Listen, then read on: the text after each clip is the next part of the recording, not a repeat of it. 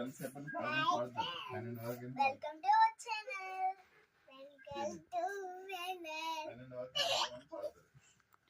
దీన్ని చూడండి మా చెల్లి సాన్వి. నేను తెలుసు కదా వేద.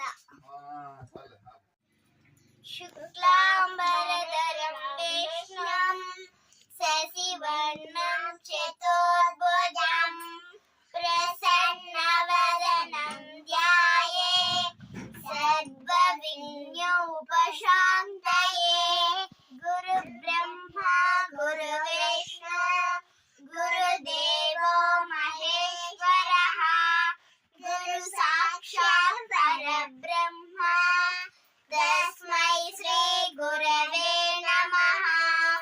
సరస్వతీ నమస్తోభ్యం వరదే కామరూపిణి విద్యారంభం కరిష్యామి సిద్ధిం భవతు మే సదా.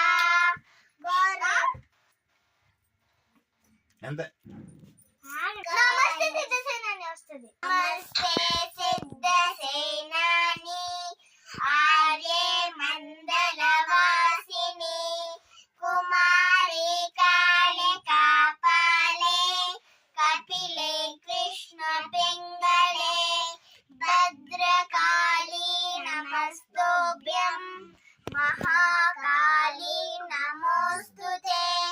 చండే చండే నమస్తోభ్యం తారిణీ వరమండిని కాత్యాయని మహాభాగే कराली जये जये. पंचध्वजधरे